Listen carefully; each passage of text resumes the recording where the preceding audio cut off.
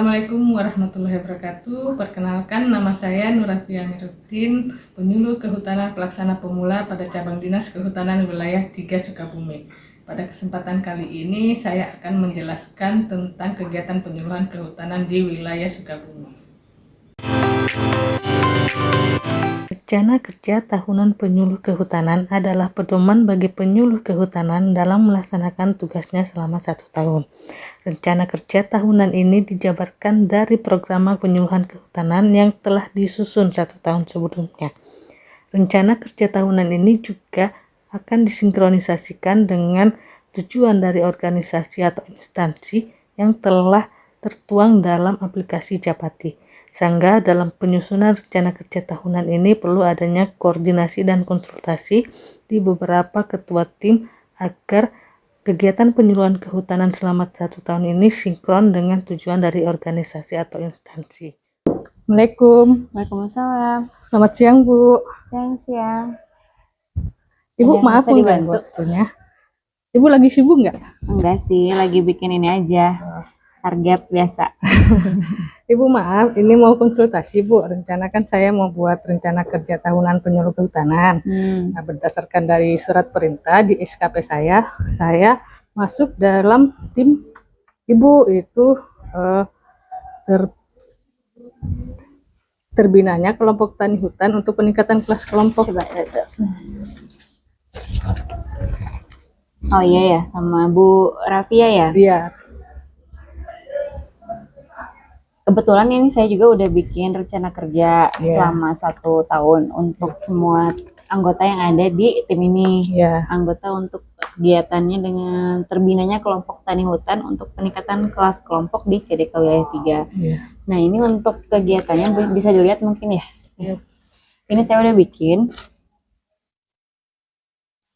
Nah, untuk kegiatan kita itu dibagi 3 item ya. 3 item besar, di mana kegiatannya untuk pembinaan KTH di bidang kelola kelembagaannya. Terus ada pembinaan di aspek kelola kawasannya dan pembinaan untuk kelola usaha kelompoknya. Nanti dengan outputnya Rufia nanti harus meningkatkan kelas kelompok sebesar 1 kelompok, sebanyak 1 kelompok 10 tahun ya. Nanti laporannya tiap bulan dibuat aja. Kegiatan pendampingannya seperti apa, nanti di outputnya di akhir tahun nanti kita terbitkan sertifikat kenaikan kelas kelompoknya setelah mengisi formulir ada nanti ya. Penilaian kelas penilaian kelas kelompoknya nanti dibuat aja rencana kerjanya ya. Mohon izin Pak, saya mau konsultasi terkait dengan rencana kerja tahunan saya sebagai penyuluh kehutanan. Nah, saya kan rencana mau membuat rencana kerja selama 1 tahun itu Pak. Nah, kebetulan di surat perintah dari kepala cabang saya masuk ke tim pelaku usaha hasil hutan bukan kayu, di mana Bapak Mupri sebagai pengampunya. Nah, mungkin saya perlu konsultasi dan bimbingan terkait dengan kegiatan-kegiatan apa saja yang perlu saya lakukan Pak. Yang pertama Bu, Ibu kan sudah termasuk pada tim terbinanya pelaku usaha hasil hutan bukan kayu di wilayah 3 Dinas Kehutanan wilayah 3 Jawa Barat. Yang keduanya laporannya itu berbentuk laporan Bu, bukan naskah atau apa, tapi laporan. Dan laporan tersebut menilai hasil hutan. Yang pertama itu adalah madu Bu. Nah, madu itu berapa kilo atau berapa liter dari masyarakat ada kelompok tani dituangkan pada bentuk laporan. Yang keduanya itu adalah bambu. Nah, bambu pun sama, berapa batang, berapa per hektar itu berapa batang yang dihasilkan oleh kelompok tani untuk dituangkan di laporan si manfaat juga sama. Yang ketiganya itu apa Bu? Jamur kayu. Jamur kayu pun sama Bu, dituangkan di si manfaat juga, hasilnya berapa kilo per kelompok tani, penghasilan per bulannya seperti itu Bu. Tapi semua juga bentuk laporan Bu itu untuk memenuhi terhadap laporan IKI Bu di dalamnya seperti itu. Berarti ada 3 jenis ya Pak ya? Ada jenis lebah madu, jamur, sama bambu. Di surat perintah ini di kategori penghijauan lingkungan saya menjadi anggota tim Bapak. Jadi mungkin saya meminta konsultasi terkait rencana kegiatan yang akan saya lakukan untuk kegiatan penghijauan itu. Ini Bu Tia ya. Iya Pak. Jadi di salah satu target kita yang di tujuan lingkungan itu adalah kalau di cascading-nya dan 100 hektar ya. Nah di apa sih penghijauan lingkungan itu? Nah, ini mungkin harus nanti kita dengan tim kita rumuskan sama-sama. Tapi ada beberapa pengertian juga. Tapi yang jelas penghijauan lingkungan itu sebetulnya bagaimana kita melakukan penghijauan di luar kawasan hutan, khususnya untuk pasar-pasum kayak jalan lingkungan, perumahan, sarana pendidikan dan sebagainya. Ya mungkin kita nanti akan kita buatkan rencana kerja Bu Pia kita bagi tugas tim kita untuk target menunjukkan di tahun 2020. Tapi kalau sudah di IKI sudah masuk ya dari IKI ya. Sudah masuk Pak. Tinggal mungkin kalau anggota tim kan kalau di IKI itu hanya membuatkan laporan ya, laporan setiap bulannya, laporan penghijauannya. Ya mungkin salah satu yang harus ada di laporan UPIA itu yaitu bagaimana penghijauan lingkungan di wilayah kerja UPIA misalnya. Jadi nanti dibuat aja rencana kerja di wilayah kerja UPIA. Targetnya sebetulnya 100 hektar. Kalau ini sebetulnya nggak bisa dibagi-bagi ya, tapi yang kita akan akumulasikan ini.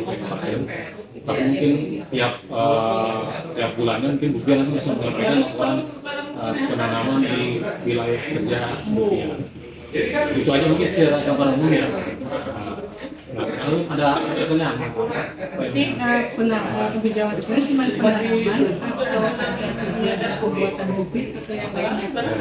Sebetulnya kan kalau kita lihat di cascading di penghijauan ini juga penghijauan di pos bibit. Jadi tahapannya mungkin justru itu di penghijauan ini intinya sebenarnya jaring bibitnya juga bibitnya. Karena kita tidak ada anggaran ya di kegiatan ini nggak ada anggaran, tapi kita punya target. Tidak ada anggaran, punya target. Nah, berarti kita dibutuhkan kreativitas tim kita bagaimana target-target itu tercapai. Nah intinya sebenarnya di penyediaan bibitnya. Mudah-mudahan nanti kita sama-sama lah. UPIA mungkin di wilayah kerja bisa ada bisa membantu untuk penyediaan bibitnya, atau juga mungkin nanti bisa kita buatkan proposal ke yang punya bibit, mungkin bisa ke PEDAS mungkin, atau ke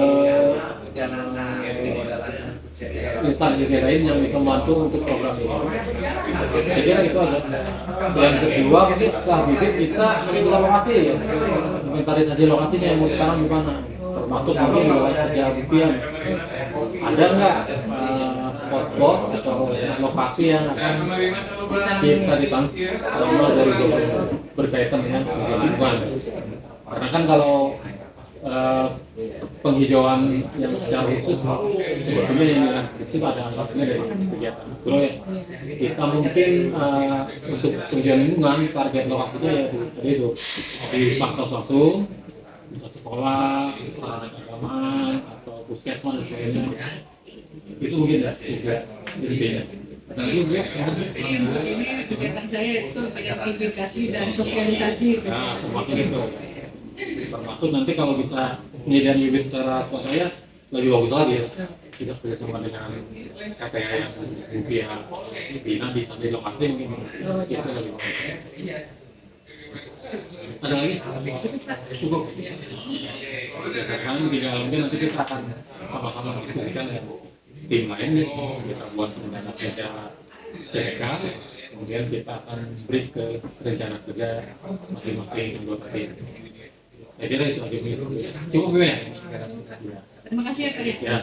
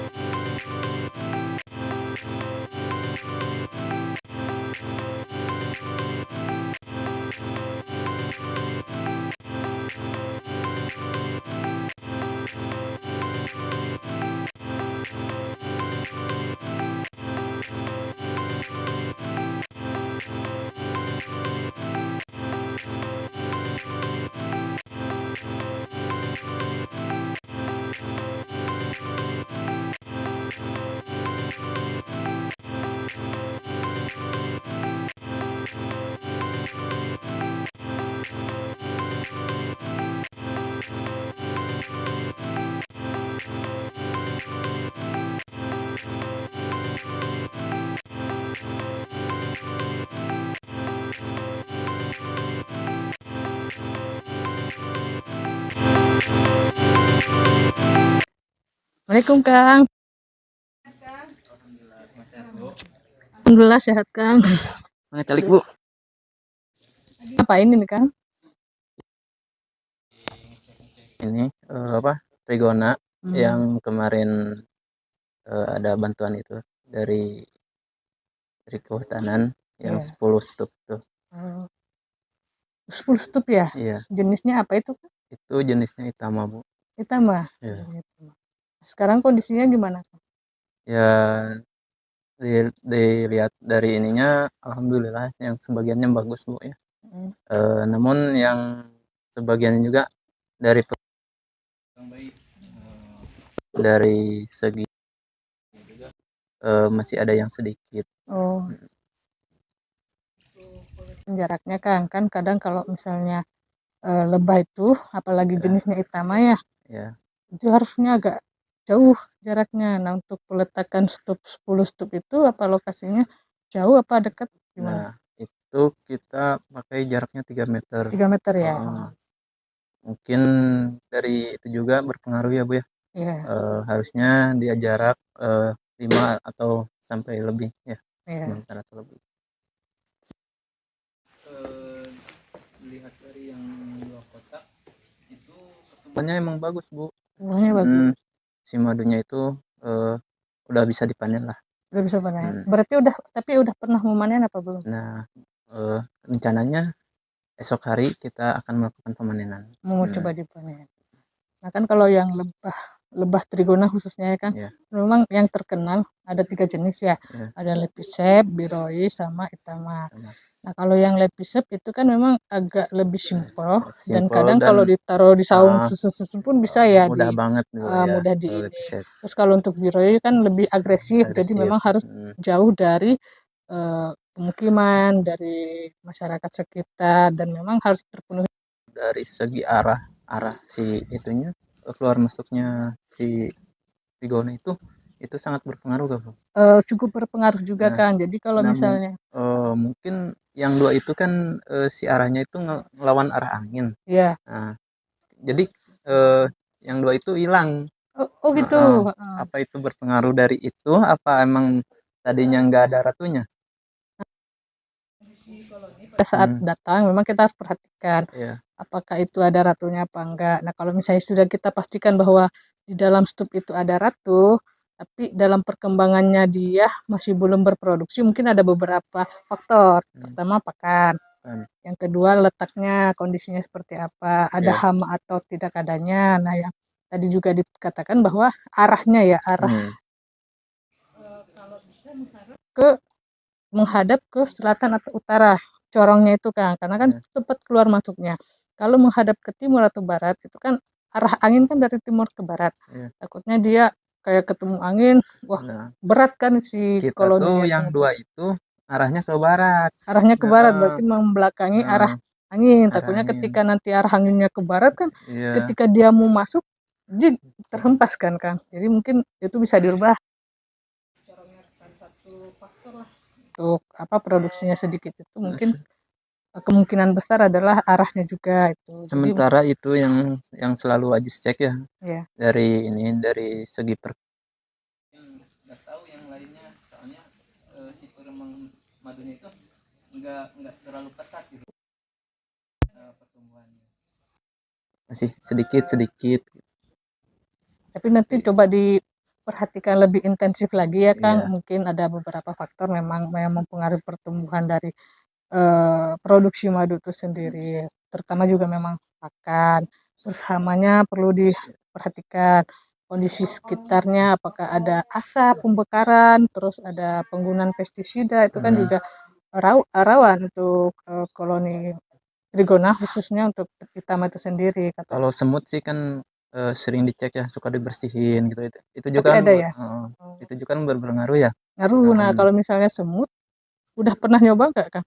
Kan itu ada tiangnya ya. Jadi di bawahnya itu dililitkan oli supaya maksudnya nggak naik ke atas. Takutnya juga berpengaruh. Karena kalau misalnya semutnya naik ke stupnya itu akan mengganggu perkembangan koloninya itu di dalam. Mungkin dari masukan dari Ibu mungkin itu ya, tadi yang pertama jaraknya ya, yang harus ini harus diberi jarak lagi. Karena itu terlalu dekat ya. Soalnya kan emang sih itu lokasinya kan sedikit ya Bu ya. Ya, mungkin nanti mah kita kasih jarak 5 meter dan yang 2 atau 3 stup kita pindahin ke yang lain. Mungkin seperti itu. Jadi kita bisa membandingkan bagus yang mana. Kan kalau misalnya itunya berhasil kan, itu kan lumayan prospeknya. Akang bisa ngejual madunya, Akang bisa membuat produk turunannya. Misalnya ada contoh yang di Sukalarang itu namanya Kang Ariel, dia udah punya produk turunan. Ada keripik madu, ada air madu, terus madunya juga bisa dicampur untuk kopi dan lainnya. Jadi pemanis alami lah, sebagai pemanis alami.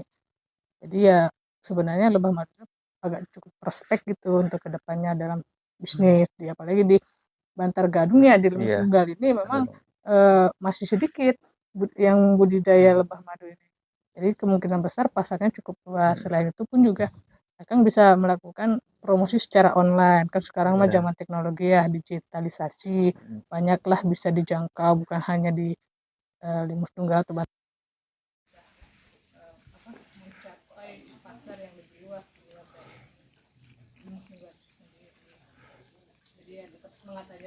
Mungkin kita kan nanti pasarkan di yang botol kecil itu ya Bu ya. Nanti insya Allah mulai nanti panen yang 2 kotak ini, yang 2 stup ini, kita coba pasarin online. Atau mau bermitra sama dengan yang petani. Kemarin juga kan ada Pak Alwi ya, Pak Alwi ngubungin saya. Apakah stok madunya banyak di situ dari madu Lepisep Itama. Sementara kita nggak ada stok madunya, soalnya yang Lepisepnya juga kita udah habis. Ada lebih ditingkatkan lagi mungkin kan untuk pemeliharaannya lebih tepat. Sekarang kita fokus ke Itama. Kang. Siap. Mari Kang, Terima kasih Bu.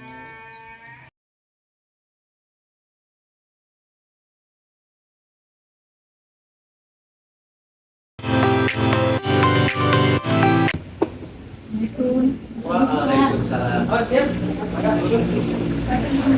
Ya, santai. Gimana? Ini saya mau konsultasi Pak terkait dengan program dari pemerintah. Salah satunya yaitu rehabilitasi hutan dan lahan. Nah ini saya izin membuka laptop dulu ya Pak ya.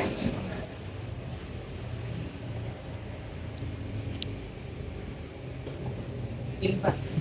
Berdasarkan dari rencana RURH 12, salah satu lokasinya kan di Bantar Gadung Pak, yang potensi lahan grebusnya itu cukup besar. Nah itu menjadi salah satu program dari Jawa Barat itu rehabilitasi hutan dan lahan. Cuma kemarin saya sudah melakukan penelitian pada masyarakat. Ada beberapa dari petani dan ingin melakukan rehabilitasi hutan dan lahan itu dengan penanaman tanaman kayu-kayuan Pak, karena mereka memanfaatkan lahan mereka untuk mata pencarian. Jadi mereka lebih mengutamakan penanaman pertanian. Sedangkan di lokasi yang di Bantar Gadung ini, khususnya di daerah Desa Buanajaya, itu kan kondisi lahannya dia agak terjal ya Pak, jadi lahan longsor. Cuman mereka masih nggak mau untuk penanaman rehabilitasi lahannya dengan tanaman kayu-kayuannya Pak. Untuk itu mungkin ada saran atau solusinya gimana gitu? Alasannya kenapa nggak mau ditanami kayu-kayuan apa? Karena mereka mengelola lahannya itu dengan tanaman sayur-sayurannya. Karena mata pencarian atau pendapatan mereka lebih ke penanaman sayurannya itu. Jadi kalau ditanami kayu-kayuan, pendapatannya berkurang karena akan menimbulkan produksi yang lama Pak. Kehalangan matahari gitu ya, sinar atau gimana, mengurangi luas lahannya seperti itu. Iya Pak. Jadi gini aja tuh ya, kalau kan sesuai dengan rencana rehabilitasi ya, ini masuk ke lahan kritis kan? Rencana tahunan RHM juga masuk kan? Lokasi ini, kelompoknya sudah ada, kelompoknya. Kelompoknya sudah bagus juga kan? Coba aja nanti sama Bu Nur ya, dikasih penjelasan lebih detail ya manfaat-manfaat kalau kita menanam kayu-kayuan gitu kan. Nah nanti kita pakai pola agroforestry aja. Jadi selain di situ ada tanaman kayu-kayuan, coba di programnya dimasukkan juga tanaman buah-buahan. Ada tanaman semusim atau di bawah tingkatan lah kayak kapot, jahe gitu. Jadi kayu-kayuannya kan untuk menahan longsor nih, menyimpan air ya, kayu seperti yang cocok apa tuh jengking, manis seperti itu kan. Nah nanti diselingi juga tanaman buah-buahannya, nanti ditanya masyarakatnya maunya seperti apa. Nanti ada juga tanaman bawah tingkatannya seperti jahe, kepulaga. Nanti tanya aja masyarakat inginnya apa yang sesuai dengan mereka sudah budidayakan. Jadi mereka sudah terbiasa membudidayakannya seperti itu. Gitu. Berarti nanti kolaborasi tanamannya berarti tanaman pertanian sama tanaman kehutanan. Jadi mereka bisa dapat penghasilan setiap bulan, semusim, dan tahunan juga ya. Benar. Jadi dikasih penjelasan lebih jelas aja ya, lebih detail sama kelompoknya. Dan juga kalau ditanam kayu-kayu juga kan nanti kan sediaan air kan tidak ada erosi, jadi lahan mereka kan relatif lebih subur. Oke, kapan ke lapangannya lagi? Insya Allah besok Pak saya mungkin akan bertemu dengan para ya. Terima kasih Pak. Siap. Nanti kalau ada yang minta ya. Iya benar. Oke. Assalamualaikum. Waalaikumsalam. Ibu. Ada mana? Perkenalkan, saya mahasiswa mau lagi KKN. Ya. Kita mau mengajukan bibit, bibit tanaman ya. Di sini ada apa aja ya Bu? Ini proposalnya. Oh iya. Kita baca dulu ya sebentar ya. Oke. Oh buat KKN ya Dek ya? Iya. Di mana KKN-nya Dek? Di desa Cisolok. Iya, di Kecamatan Cisolok. Oh iya. Ini kegiatan penghijauan desanya apa gimana Teh? Iya, kita bagian jadi KKN, terus kita mau ada program kerja untuk menghijaukan lahan di desa tersebut. Oh, di lahan desa ya. Tapi ini teh gini ya Dek ya. Bibit yang tersedia itu tinggal ini ya, sengon, durian, tapi di belakang ada sih jeruk ya. Oh iya, boleh nggak apa-apa Bu? Nggak apa-apa. Paling minta berapa paling ya? Kayaknya minta 100 Ibu ada. Oh, 100 sesuai ada. Proposal ya. Iya, sesuai proposal. Kalau 100 cukup Teh, ininya bisa memenuhi. Gitu. Oke, baik. Kalau misalnya nanti udah dibutuhin, nanti bisa langsung ngambil aja, soalnya nanti tinggal kita nanti buatin bertacara ya Bu ya. Nanti itu alat angkutnya apa? Mau pakai motor aja, pakai kresek atau pakai bawa mobil? Ya mungkin di motor bisa Bu, nanti saya sama teman-teman kesini lagi ya. Oh iya. Yalah ACC lah ya. Iya. Ini proposalnya diterima ya Teh ya? Boleh. Oke Ibu, nanti saya kesini lagi. Tapi ini mohon maaf ada sedikit buat. Aduh, nggak usah Teh. Ini udah nggak boleh. Nggak apa-apa. Enggak Bu, nggak apa-apa. Jangan Teh, jangan. Ini udah tugas kami sebagai aparatur sipil negara untuk melayani masyarakat. Kebetulan karena kami memang tugasnya menyiapkan bibit untuk masyarakat. Jika ada masyarakat yang membutuhkan bibit, ya kami berikan. Jadi yang kayak gini nggak usah Teh. Aduh, mohon maaf ya Bu. Ya, ada jajan ya. Oke, makasih ya Bu. Ya udah, terima kasih. Assalamualaikum.